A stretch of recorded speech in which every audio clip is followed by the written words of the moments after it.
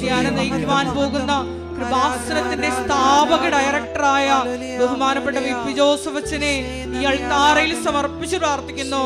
ഈശോയെ, ഈ ആരാധനയിൽ ഉടനീളം മരിയൻ ഉടമ്പടി വിശ്വസ്തതാപൂർവം പാലിച്ച് സാക്ഷികളായി ഉയർത്താനുള്ള വചനങ്ങൾ ഞങ്ങൾക്ക് നൽകണമേ എന്ന് പ്രാർത്ഥിക്കുന്നു.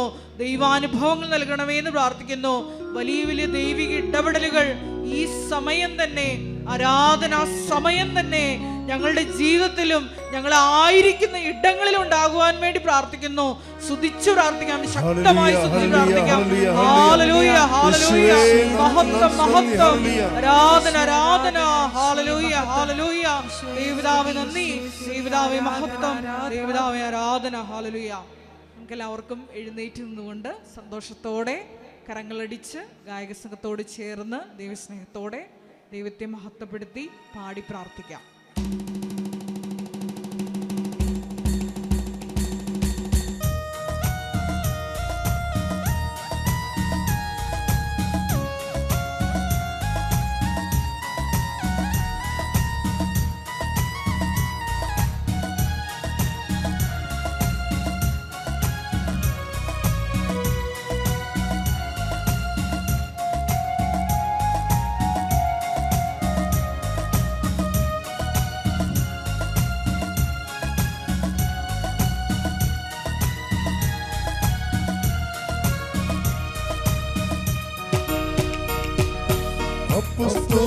ആരാധിച്ചൊരു പരിശുദ്ധാത്മാവേ, വിശ്വാസത്താൽ ആരാധിക്കുന്നു.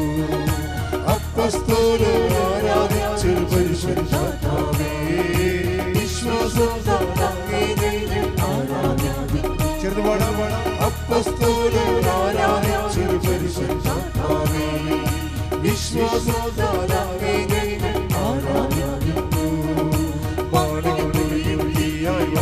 പരിശുദ്ധാത്മാവേ, ദാനത്തോടെ ആരാധിക്കുന്നു. പരിശുദ്ധാത്മാവേ, ദാനത്തോടെ ആരാധിക്കുന്നു. നിറയണമേ നീ നിന്നുള്ളിൽ നീതാവളാ, ഒഴുകണമേ നീ നിന്നുള്ളിൽ പുതിയൊരു നദിയായി. നിറയണമേ നീ നിന്നുള്ളിൽ നീതാവളാ, ഒഴുകണമേ നീ നിന്നുള്ളിൽ പുതിയൊരു നദിയായി. ചെങ്കടൽ പോലും രണ്ടായി മാറ്റിയൊരു അഭിഷേകക്കാറ്റേ, അസ്ഥികൾ നിറയും താഴ്വരയിൽ പുതുജീവൻ പകരണമേ. ചെങ്കടൽ പോലും രണ്ടായി മാറ്റിയൊരു അഭിഷേകക്കാറ്റേ, അസ്ഥികൾ നിറയും താഴ്വരയിൽ പുതുജീവൻ പകരണമേ. അപ്പസ്തോലൻ പരിശുദ്ധാത്മാവേ, പരിശുദ്ധാത്മാവേ, പരിശുദ്ധാത്മാവേ, കൈകൾ വീശി പാടാം. പരിശുദ്ധാത്മാവേ, പരിശുദ്ധാത്മാവേ, പരിശുദ്ധാത്മാവേ, പരിശുദ്ധാത്മാവേ. അപ്പസ്തോലൻ ആരാധിച്ചൊരു പരിശുദ്ധാത്മാവേ, വിശ്വാസത്താൽ ഉറക്കെ പാടാം. അപ്പസ്തോലൻ ആരാധിച്ചൊരു പരിശുദ്ധാത്മാവേ, വിശ്വാസത്താൽ ആരാധിക്കുന്നു. മാളികയിൽ നീയായി ഒരു പരിശുദ്ധാത്മാവേ, ദാനത്തോടെ ആരാധിക്കുന്നു. മാളികയിൽ നീയായി ഒരു പരിശുദ്ധാത്മാവേ,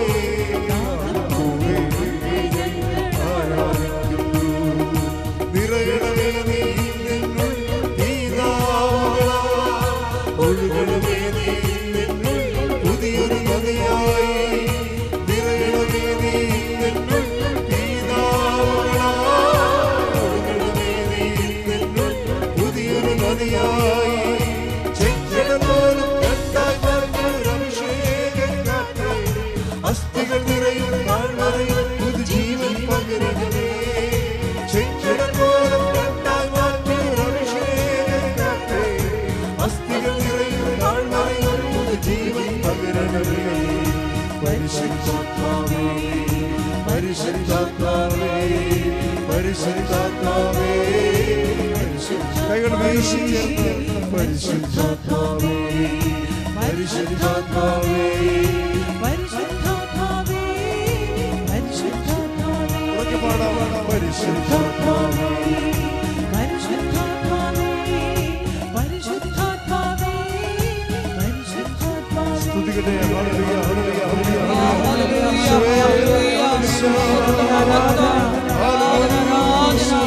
കൃപാസനത്തിന്റെ എല്ലാ ശുശ്രൂഷ മേഖലകളെയും അൾത്താരയിൽ സമർപ്പിച്ച് പ്രാർത്ഥിക്കുന്നു. നമ്മുടെ ആലയത്തെ വീണ്ടും വീണ്ടും വിശുദ്ധീകരിക്കണമേ എന്ന് പ്രാർത്ഥിക്കുന്നു. പുതിയ ശുശ്രൂഷകൾ നൽകി ധന്യമാക്കണമേ എന്ന് പ്രാർത്ഥിക്കുന്നു. ലോകത്തിന്റെ മുമ്പിൽ കൃപാസനം എന്ന ദൈവിക പദ്ധതി ക്രിസ്തുവാകുന്ന വെളിച്ചം കൈമാറുവാൻ പുതിയ പുതിയ ശുശ്രൂഷകൾ ഇനിയും ഞങ്ങൾക്ക് വെളിപ്പെടുത്തി തരണമേ എന്ന് പ്രാർത്ഥിക്കുന്നു. ഹല്ലേലൂയ ഹല്ലേലൂയ മഹത്വം മഹത്വം ആരാധന ആരാധന. ചേർന്ന് പാടാം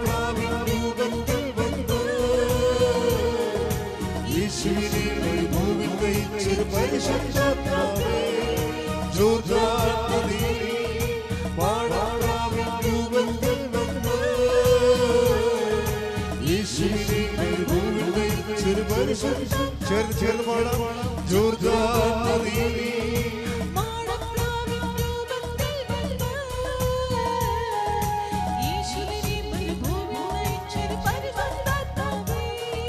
സാത്രാത്മനിൽ പ്രലോഭനം എല്ലാം പകരാതെ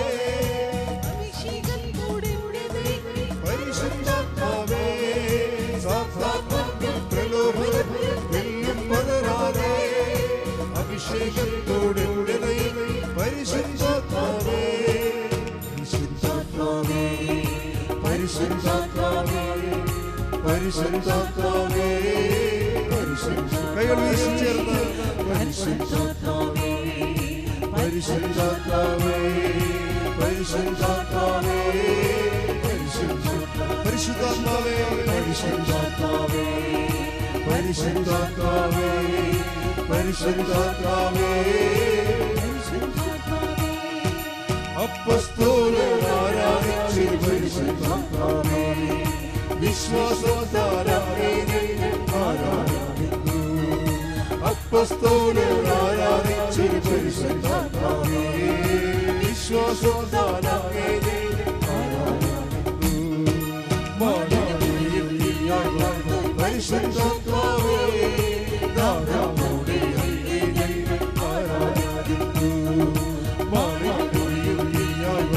പരിശുദ്ധാത്മാവേ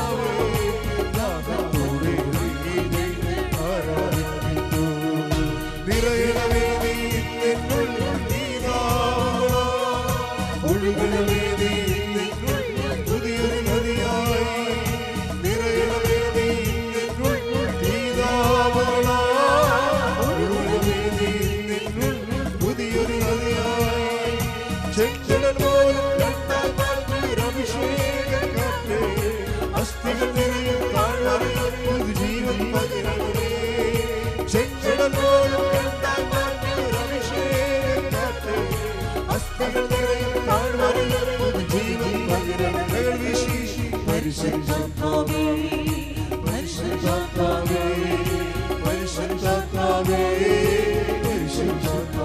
ഉറക്കെ പരിശുദ്ധാത്മാവേ പരിശുദ്ധാത്മാവേ പരിശുദ്ധാത്മാവേ സ്തുതിക്കട്ടെ ഹല്ലേലൂയ ഹല്ലേലൂയ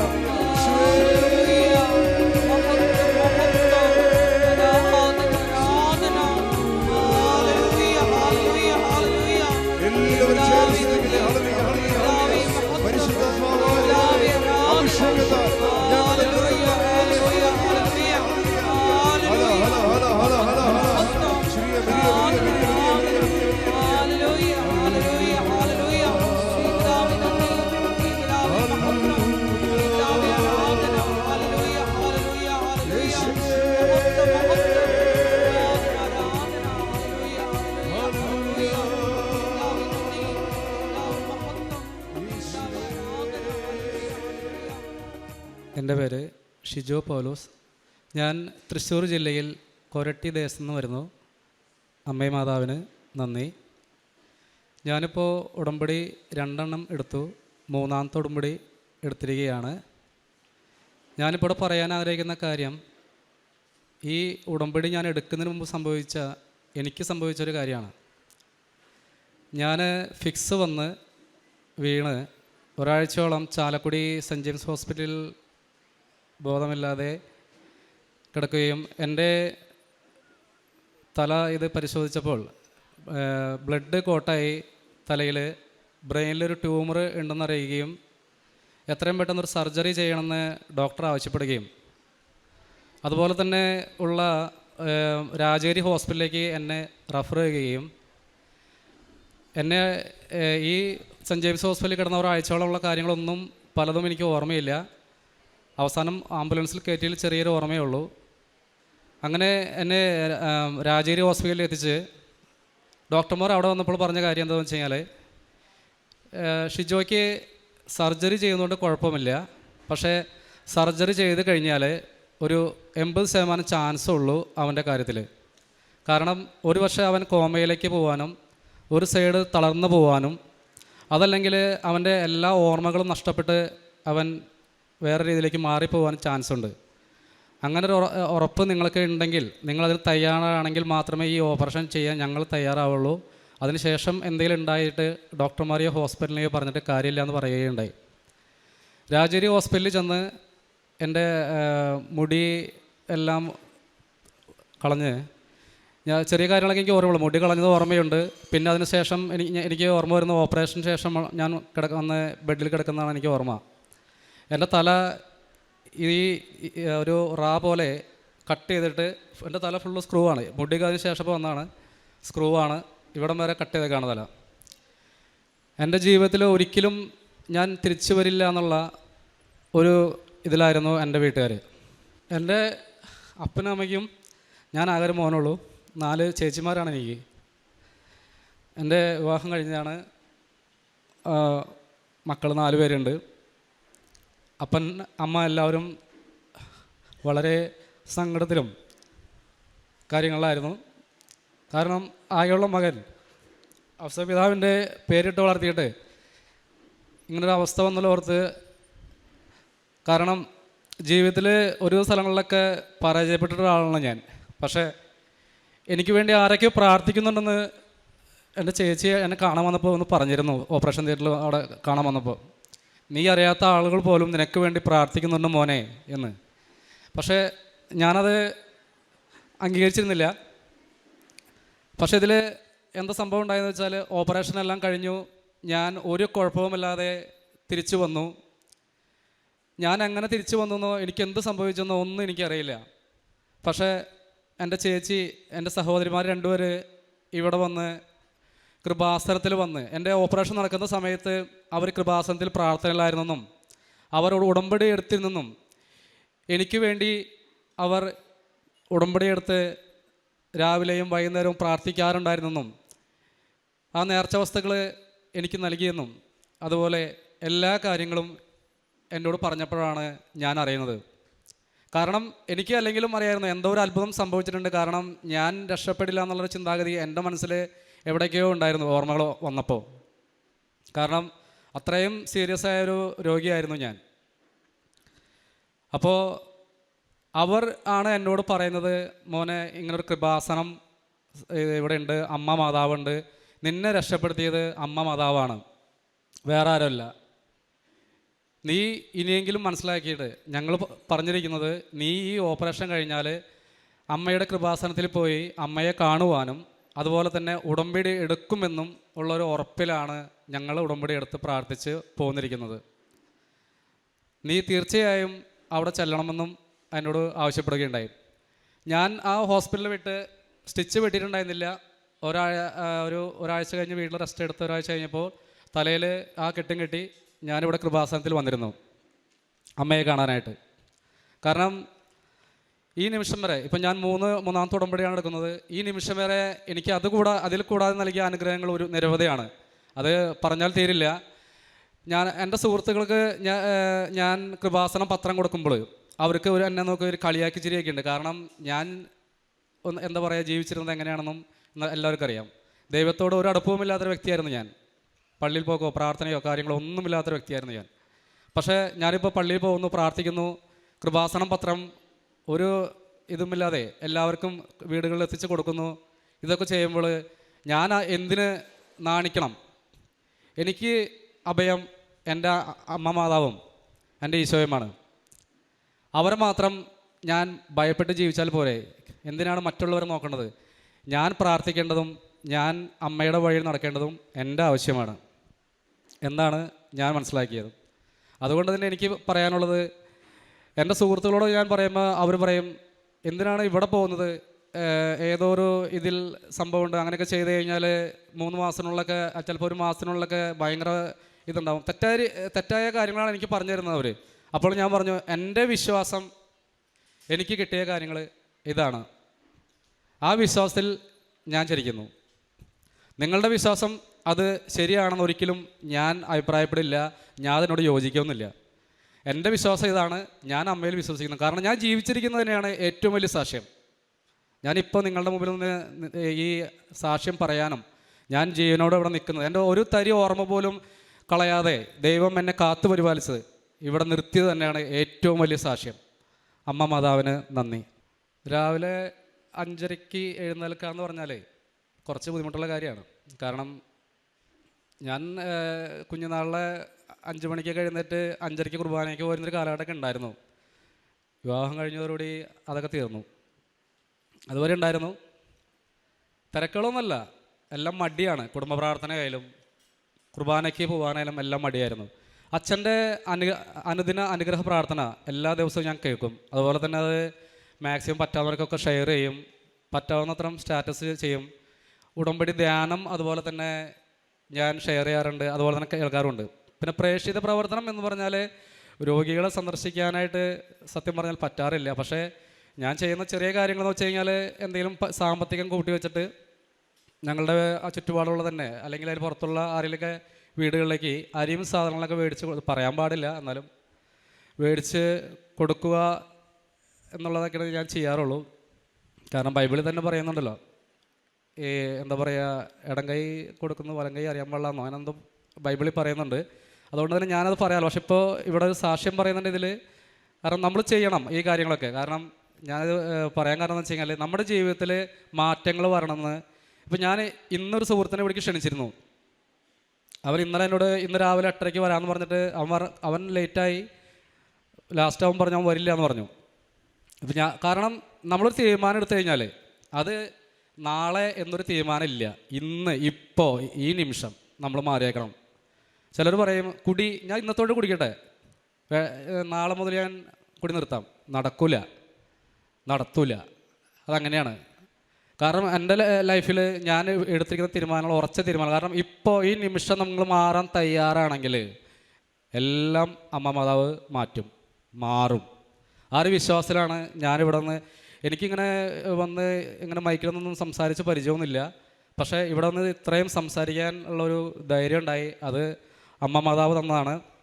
പ്രത്യേകം നന്ദി. എൻ്റെ പേര് ധന്യ സിജു. ഞങ്ങൾ തൊടുപുഴയിൽ നിന്ന് വരുന്നു. ഞങ്ങൾ താമസിക്കുന്നത് ബെൽജിയത്താണ്. അവിടെ ഫാമിലിയായിട്ട് ഞങ്ങൾ അവിടെയാണ് താമസിക്കുന്നത്. ഞങ്ങൾ ഉടമ്പടി എടുക്കുവാനുണ്ടായ സാഹചര്യം ഞങ്ങളുടെ മൂത്ത മകൾക്ക് വേണ്ടിയിട്ടായിരുന്നു. മോൾക്ക് ഇപ്പോൾ 7 വയസ്സുണ്ട്. അപ്പം മറ്റുള്ളവരോട് ഇടപെടുമ്പോൾ 3 വയസ്സായപ്പോഴാണ് കൊച്ച് ബെൽജിയത്തിലേക്ക് വന്നത്. അതിനു മുമ്പ് നാട്ടിലായിരുന്നു. അവിടെ ബെൽജിയത്തിൽ വന്ന് കുറച്ച് നാളുകൾക്ക് ശേഷം സംസാരം വളരെയധികം കുറഞ്ഞു.